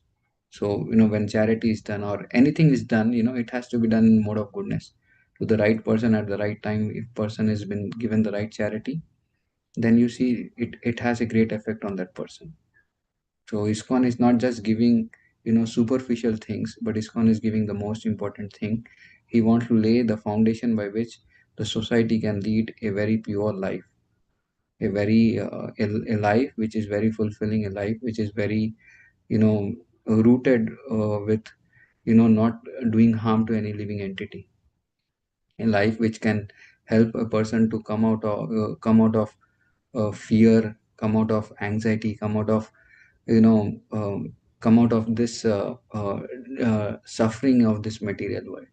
When we understand about the three modes of material nature, if some, we were discussing that if someone dishonors a person, we don't take it because he's just dishonoring our body. We are eternal soul, and for the soul is not affected by what he's telling. Yeah, definitely you will feel some pain because you have some emotions, but that should not affect us so much. So that is what people are lacking. And just because they don't understand that someone has spoken badly or someone has done badly, people act in a very envious way. People react in a very envious way. People commit so many crimes just because of that thing. You become angry, and then you act like anything. People are just not aware of the right things, what can be done. So ISKCON is the one who is giving the right philosophy, the right way of leading the life, the right way of understanding that how people are going through different phases in their life and how they can overcome this thing very easily. So this is something which I can answer. Yes, definitely ISKCON is giving, trying to help, a lot of people by providing prasadam, also providing, especially the thing what Prabhupada wanted that ISKCON should be known for is that people should be known for chanting Hare Krishna, because this is the only solution by which people people can overcome all the problems of their life, just because they are in touch with the right sound vibration, with the proper sound vibration, spiritual sound vibration. And they can overcome very easily, because the holy name is not different than Krishna. And Krishna will purify our heart. Krishna, because you are in touch with the holy name, Krishna will purify our heart, and Krishna will make things happen very wonderfully in the life of a devotees. So this is what Srila Prabhupada wanted, that ISKCON should be giving to the complete world, a way of living, and just by the way of giving this process of bhakti, Prabhupada is giving us a way by which we can attain the highest perfection, which is explained in the Vedas, that we will be able to go back home, back to Godhead. He has named his magazine Back to Godhead. That every living entity he wants to make a place permanent in this material world. But this world is not permanent. This world is very, very temporary. So, ISKCON is asking everyone to make a place, make a home which is very permanent. You come to that home. That is the abode of the Supreme Lord Sri Krishna, Golok Vrindavan, where you can happily serve Krishna, where you can happily love Krishna, and there are no problems there.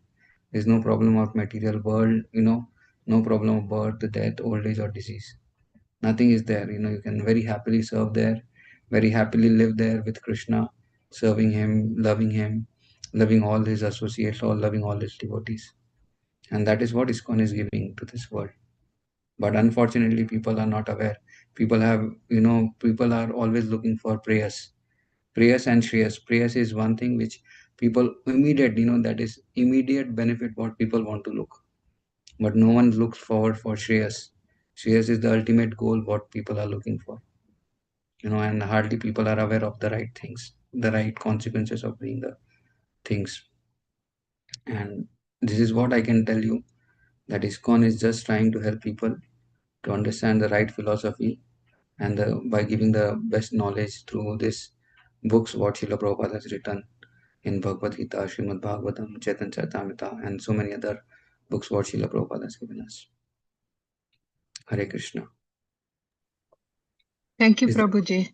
It was a very good explanation. And I do try, and it automatically comes these days when there is a problem that I see in someone else. I don't force myself, but I always come to like, okay, this is what it it's said in what I'm learning about Krishna consciousness. Why don't I try it? So why don't you try it? And even you're right. Even the simplest thing of chanting the Hare Krishna name and chanting makes a big difference.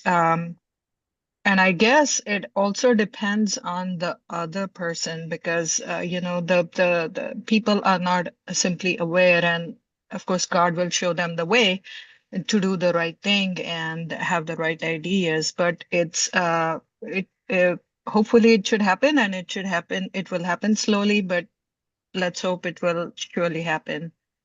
Yes. Hare Krishna. Hare Krishna. Thank you. Anything else? Hare Krishna Prabhuji, Dandavat Pranam. Thank you so Another much for Pranam. this wonderful class at the beginning of the year. I heard after a long time your class, and it was so wonderful, Prabhuji. Thank you for sharing the book distribution experience. The person who was having, he's saying that I have everything, and I just say, 1 minute I pray for Lord. But you gave him very nice perspective of his life. So thank you. And also I remember Arti Mataji's question. Our late minister Sushma Swaraj, she asked this question to our Guru Maharaj, Mm.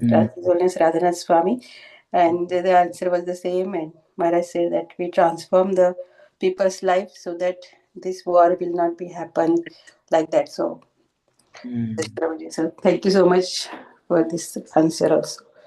Hare Krishna. Hare Krishna.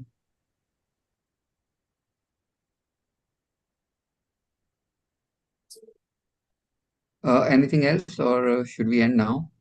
Hare Krishna Prabhuji. My Dandavat Hare Pranam to you. Shri Prabhupada ki jai, Guru Maharaj ki jai. Yes. Yes. Prabhuji, for Mataji's answer, one thing was coming to me is like we take care of the soul, which is eternal.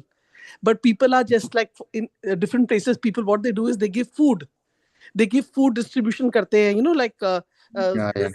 but what we give is prasadam. Yes. Other people are giving different philosophies, but we are giving the holy name, which is non-different from Krishna. So it's it's on a total different level. Basically they're taking care of the soul, which is like eternal, like that. So Prabhuji, one thing more about the three modes of material nature. I was asking this question and I was not getting satisfaction. We were reading this in Bhagavatam actually, in the on the weekdays. So we know that Brahma, Vishnu, and Shiva are three of them are in charge of the three modes of material nature, right?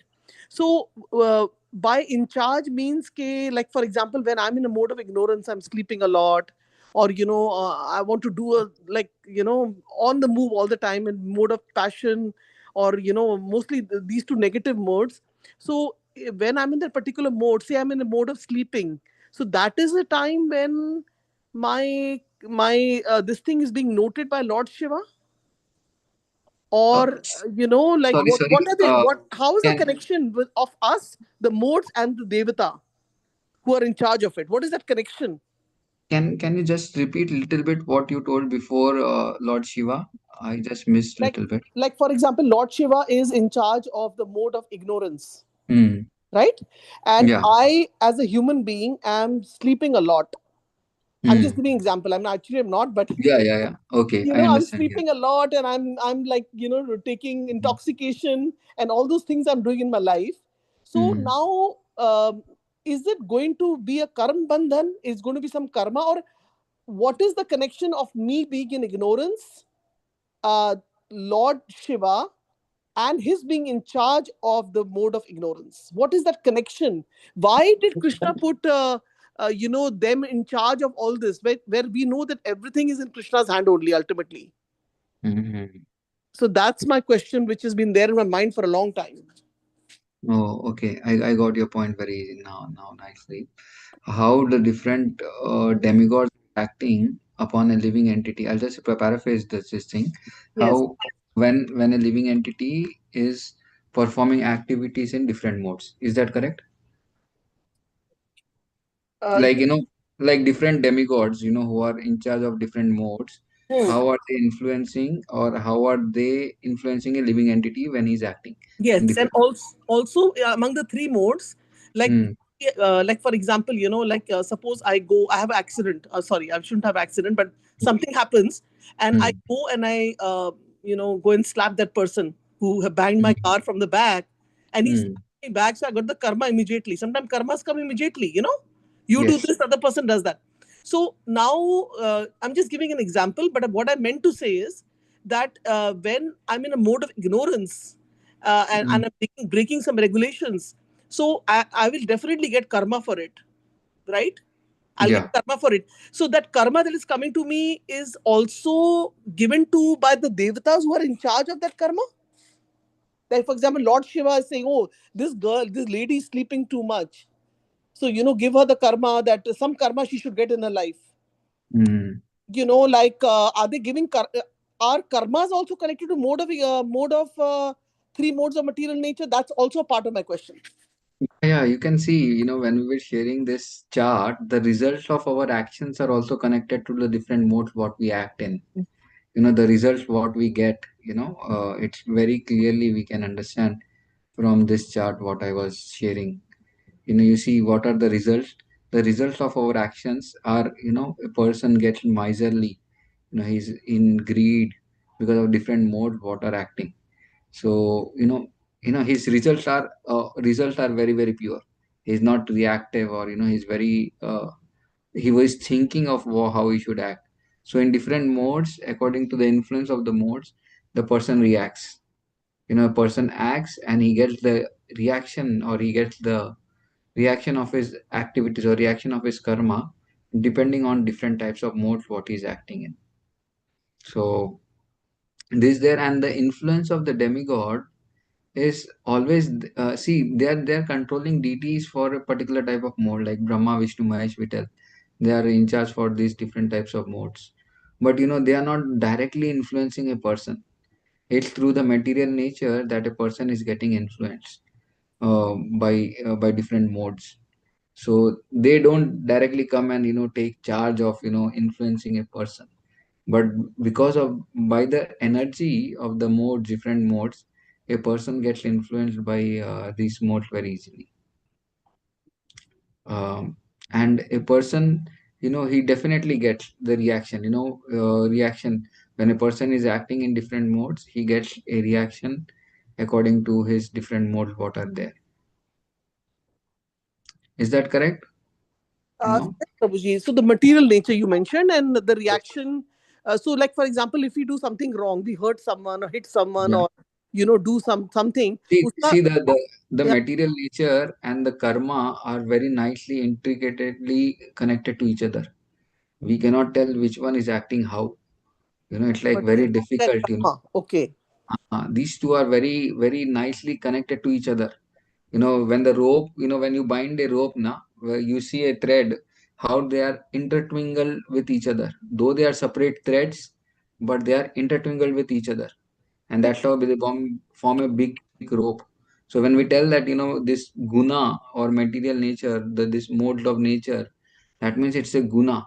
It's a connection with our modes, connection with our actions, connection with our consciousness, connection with so many different aspects, connection with the time, so many different aspects are connected, and that's how a person acts or person reacts in different modes.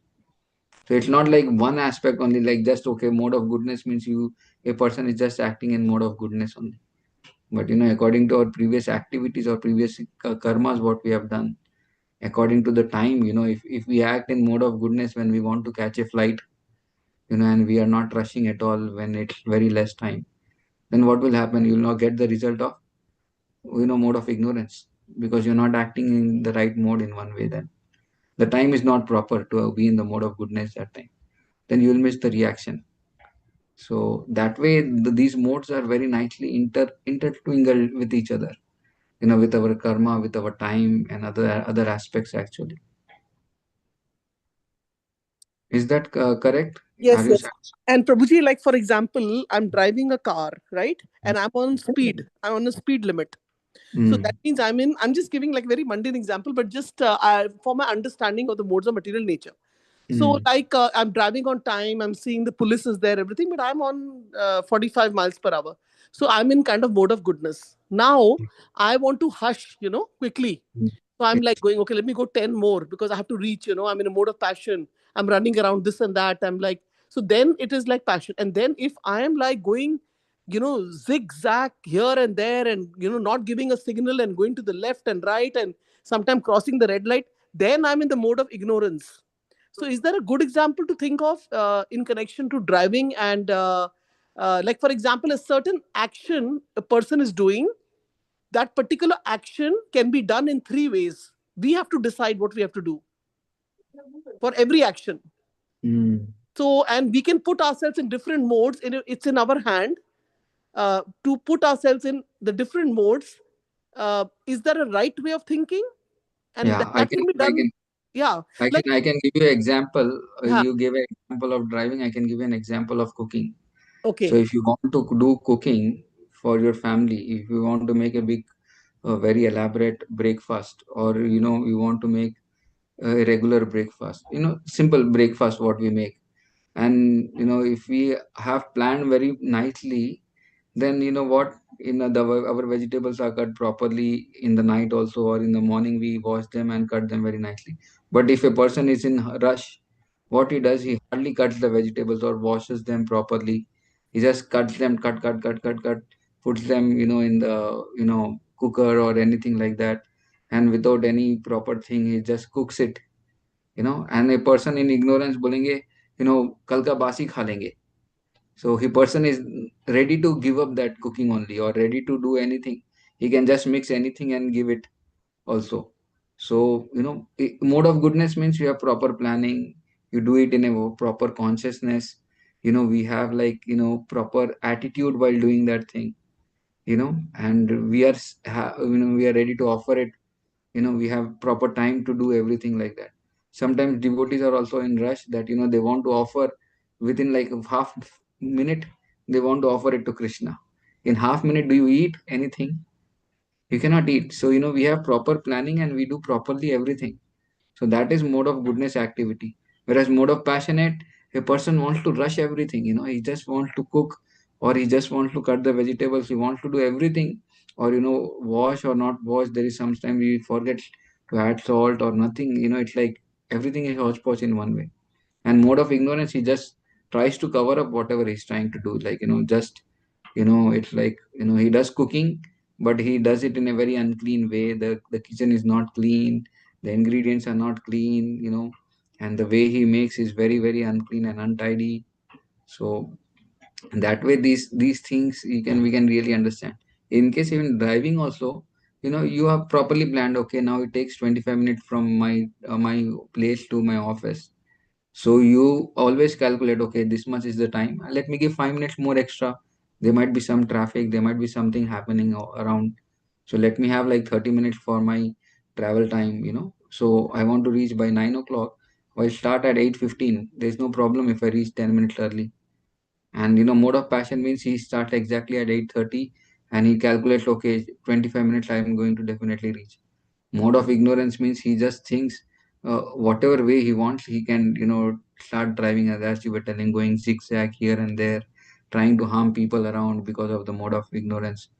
Or so this is the way people generally are act actually. And people don't understand, this is like small things, the modes actually, how same activity can be done in different modes by different people on under different influence of time. Yeah, time also is very important, because time is also influenced by different modes. Like mode of goodness time is always in the early morning. 8 to morning 4 to 8 is mode of goodness time, and after 8 to 12 is mode of passion. See, that is the time when most of the time people go to work, and that is like the peak period. And after that, 12 to 4 is again uh, mode of ignorance time. People feel little lazy during that time. And mode of goodness starts from again from 4 to 8, and mode of passion starts from 8 o'clock in the evening to 12 o'clock, and then 12 o'clock to 4 o'clock early in the morning is again mode of ignorance. So this is how time works in different modes also. And it's not just time, everything is under the influence of different modes. And the different modes act in a very different way on every living entity, depending on the samskaras what a person has gone through, depending on the culture what a person has been grown into, depending on the association what he's getting, the type of things he's eating, the type of food he's eating, the type of ambience he's growing in. So there's so many different ways people get influenced actually. So the modes are acting in a very very different way in every living entity's life.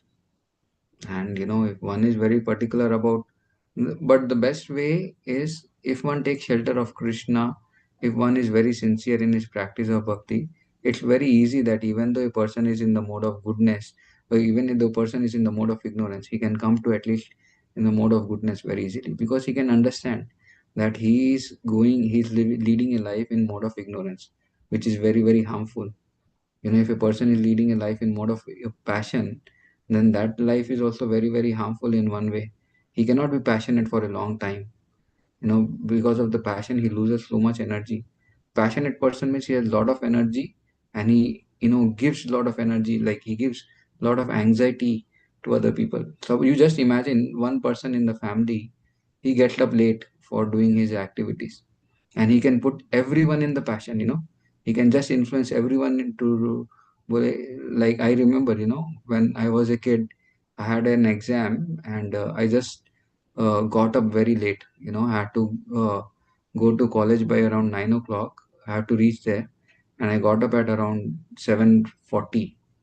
And for me to travel to college generally takes around for 1 hour. And by the time I got up, took bath and everything, it was 8:10. And my mother was telling, eat something and go. You have an exam and everything like that. And my father was telling her, hey, do something. Then I missed my bus, and I had to come, ask my father. My father was working that time. He had to go to his office. But then I asked him, please drop me. So he's in anxiety. My mother is in anxiety that I have not eaten anything. She's packing something for me so that I can eat it on my way. And my brother is in anxiety because he's getting influenced. He has his holidays, but I had my exams, and he's his anxiety trying to help me to give something whatever is required for my preparation for my exam. Proper pen, I just forgot where my bag was. There everything was there. You understand, one person can make the complete ambience of the family, like ambience of where he's living, into a different mode, because he's acting in that mode. So modes very much are connected with so many different aspects actually. So, and it's very very very challenging sometimes, to overcome this thing. But if one performs bhakti, he can be very peaceful. He can be very peaceful. He can be seeing how the things are going around. If someone is acting very passionately, that passion doesn't get influenced. He doesn't want to get influenced by that passion or by ignorance. Sometimes we walk around in New York, and we see so many people who are in mode of ignorance. Do we get influenced by that thing? No, because we don't get influenced, because we know we cannot uplift this person very easily. But we can always pray for him that he can come into the right process or right path. So that way we can understand how these modes are acting actually. Is that okay? Yes, Prabhuji. Thank you so much. And the class was, like other devotees were saying, was so wonderful. And also, you stay in the temple, so you have that purity in your speech, and it's really, I'm going to hear the class again. It's Thank you so much for your association, Prabhuji. Thank you. Now Hare it's almost 9:15. Krishna. I'm almost 1 hour late for the class. I don't know. Generally we end by 8:20. Now it's almost 9:20. So should we end here, or is there something last We before have we end? we could get more association of yours, Prabhuji, on the New Year's. Thank Thank you so much. you. Excellent class, Prabhu. Thank you very much. Thank you, Prabhuji. Hare Krishna. And all of our Hare prayers, Krishna. Prabhuji. And if anybody has question, comment. Otherwise, we can go ahead and all of our prayers. Thank you, Prabhuji, for such a wonderful class. Please accept my humble obeisances. Actually, I just wanted to share a small thing, like very I remember like whenever we travel in the like drive the car and on the signals or somewhere we find the beggars, So normally I had a earlier, not now, but I had a practice of giving some dollars to the beggars, But my wife to say every time, and now we put that into practice. Keep some Krishna Prasad in the car so that you can distribute that instead of like giving money, which will be in a kind of ignorance mode donation, like they may utilize in a wrong way. So that's what like we heard from Prabhu's class. Mm. Thank you, Prabhuji, for such example. Thank you very much. Yeah.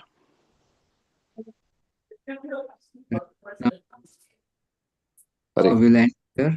Krishna, yes. So, Vancha kalpatarubhasya kripa sindhu bhayavacha patitanam pavanebhyo vaishnavebhyo namo Anand I'm Purtiva, very, I'm very grateful to all of you for giving this opportunity. Bhagavatam ki jai, Bhagavad Gita We are very thankful. Yeah.